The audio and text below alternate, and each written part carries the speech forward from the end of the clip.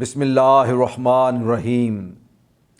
بہشت جس کی سلطنت حسین وہ جناب ہے، برائے کربلا حسین رب کا انتخاب ہے۔ حسین لاجواب تھا، حسین لاجواب ہے۔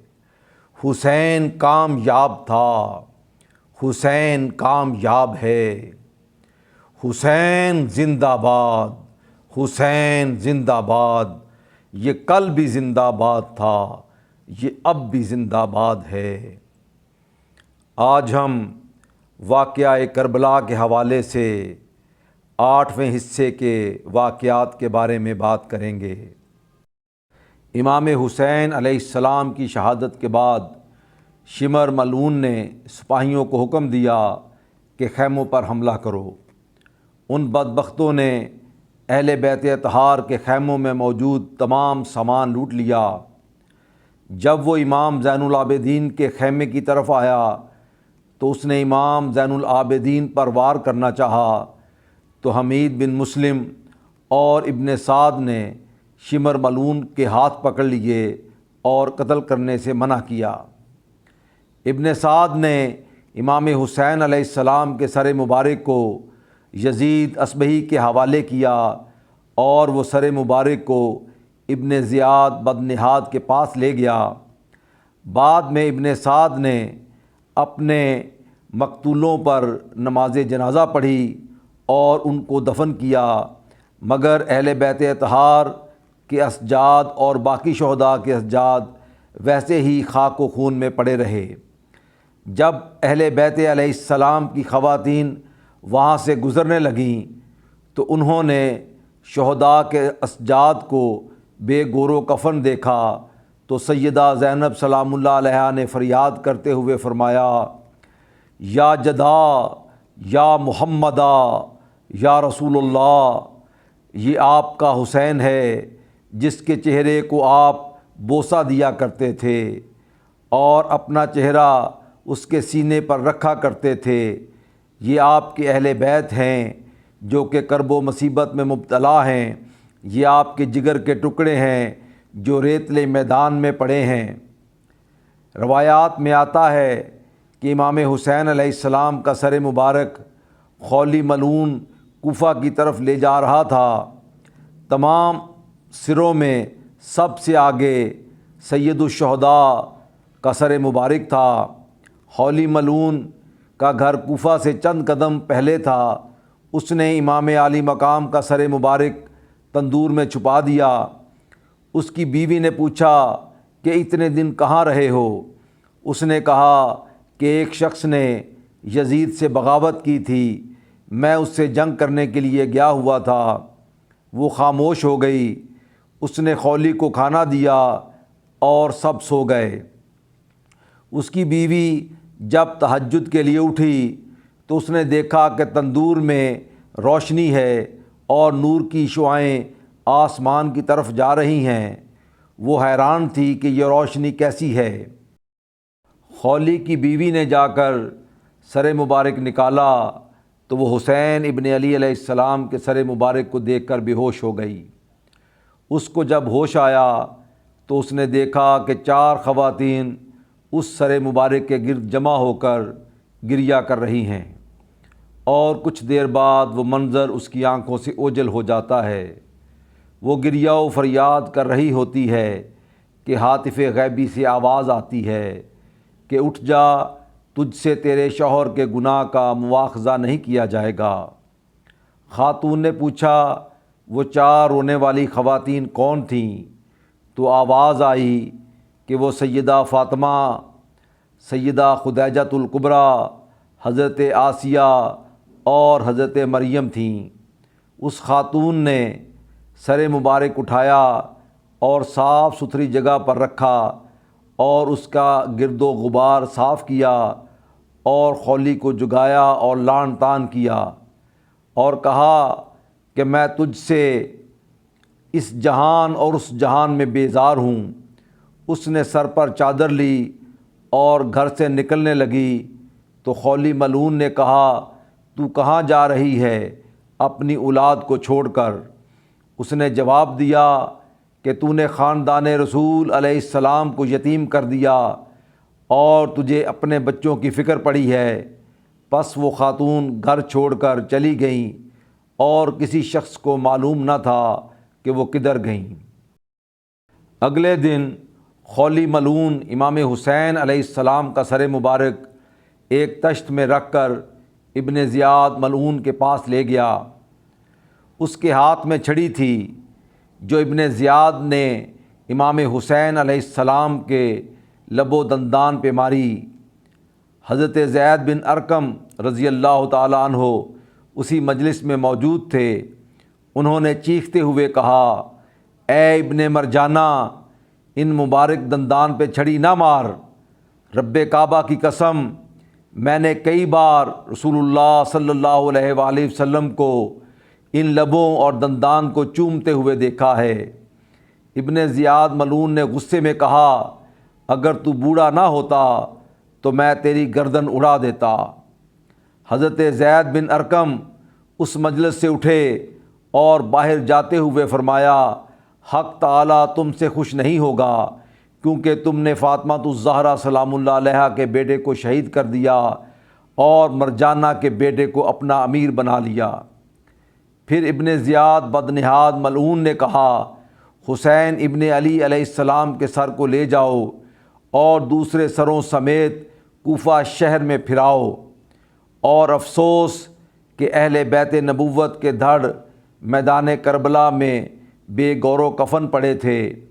جب امام حسین علیہ السلام کے سر مبارک کو دوسرے سروں کے ساتھ نیزوں پر چڑھایا گیا تو ابن زیاد ملعون کے حکم سے سروں کو گلی کوچوں میں پھرایا گیا۔ حضرت زید بن ارقم رضی اللہ تعالیٰ عنہ بیان فرماتے ہیں کہ میں اپنے گھر کی چھت کے بالا خانے پر تھا جب امام حسین علیہ السلام کا سر مبارک میرے قریب پہنچا تو میں نے سر مبارک سے قرآن مجید کی اس آیت کی آواز سنی جس کا ترجمہ یہ ہے، کیا تمہیں معلوم نہیں کہ اصحاب کہف اور جنگل والے ہماری ایک عجیب نشانی تھے۔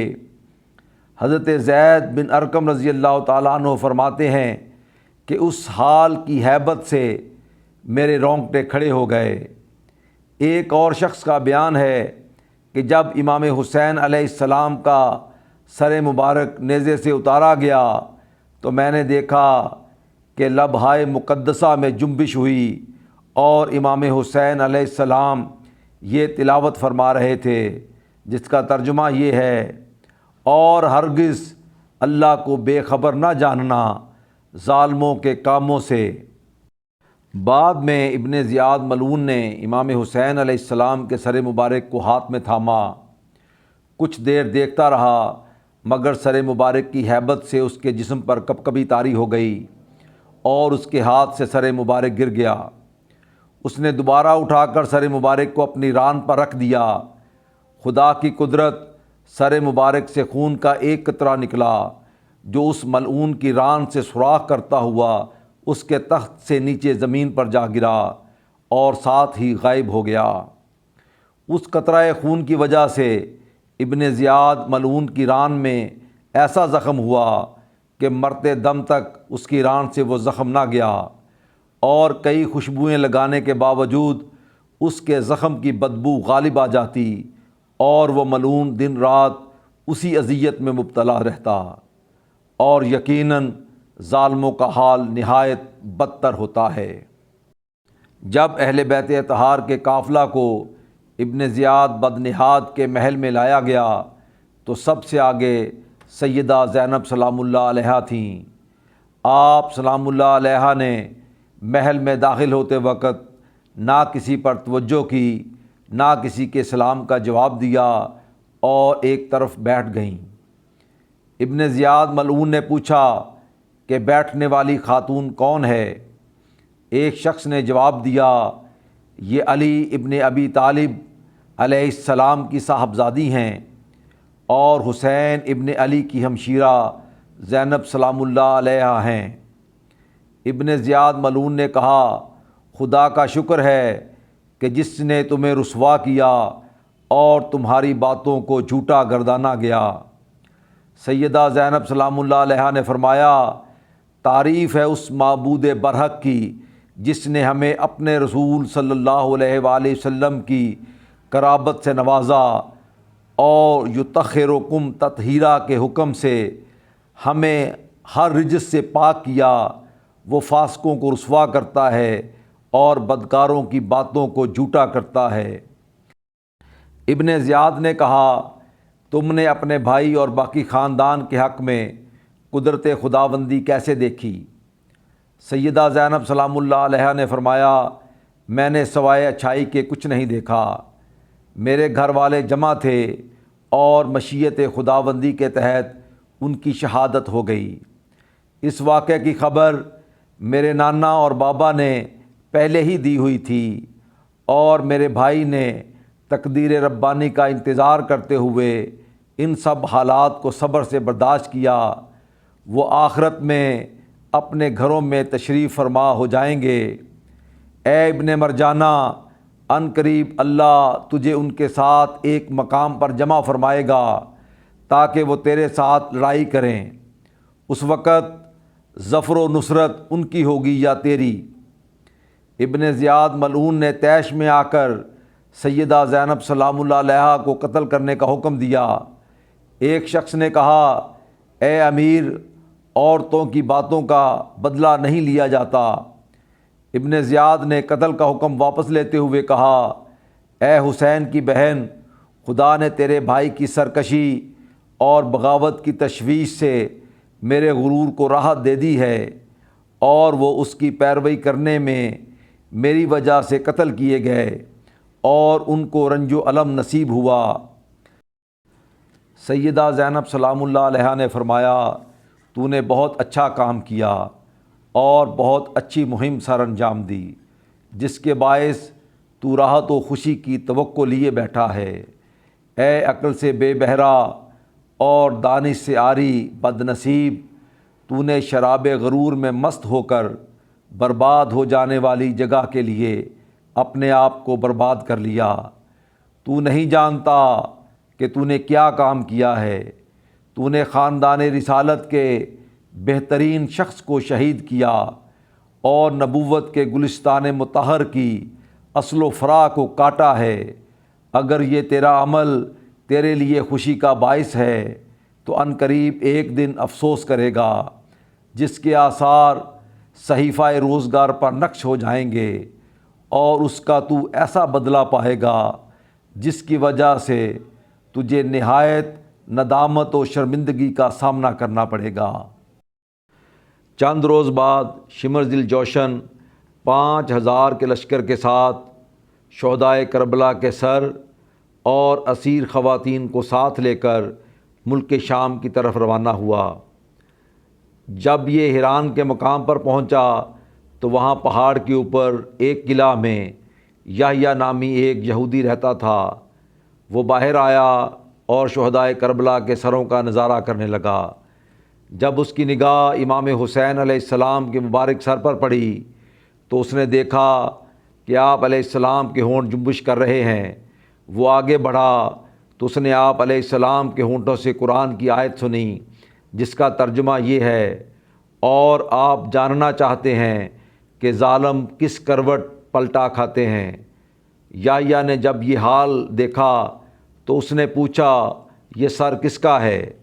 لوگوں نے بتایا، حسین ابن علی علیہ السلام کا۔ یحییٰ نے پوچھا، ان کی والدہ کا نام کیا ہے؟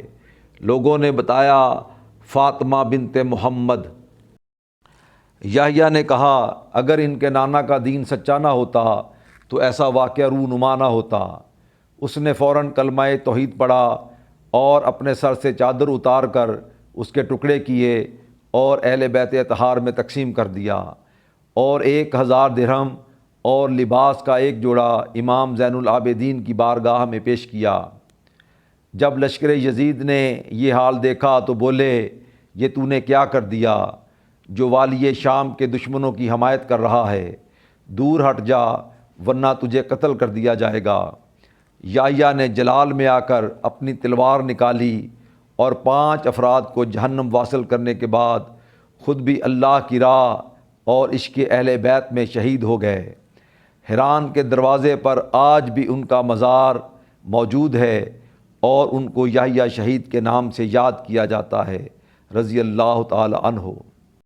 لشکر وہاں سے موصل کی طرف روانہ ہوا تو موصل کے قریب پہنچ کر شمر ملعون نے ایک غلام کو موصل کے حاکم کی طرف بھیجا اور کہا کہ ہمارے استقبال کے لیے آؤ، کیونکہ ہم حسین ابن علی اور ان کے اعزاء و اقرباء کے سر لے کر آئے ہیں۔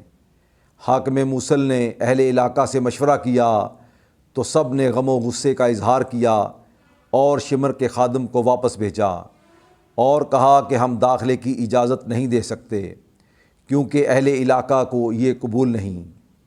لہٰذا وہ لشکر باہر ہی کچھ دیر کے لیے قیام پذیر ہو گیا۔ وہاں امام حسین علیہ السلام کے سر مبارک کو ایک پتھر پر رکھا گیا تو امام پاک کے سر سے خون کا ایک قطرہ نکل کر پتھر پہ آ گرا۔ وہ قافلہ تو وہاں سے چلا گیا مگر خون حسین علیہ السلام آج بھی وہاں پر تازہ موجود ہے۔ اس جگہ کو مشہد نقطہ کہا جاتا ہے اور زائرین کرام اس مقام پر جاتے ہیں اور امام حسین علیہ السلام کی بارگاہ میں اشکوں کا نذرانہ پیش کرتے ہیں۔ واقعہ کربلا کے اس کے بعد کے واقعات کا ذکر ہم اس سلسلے کے 9ویں حصے میں کریں گے۔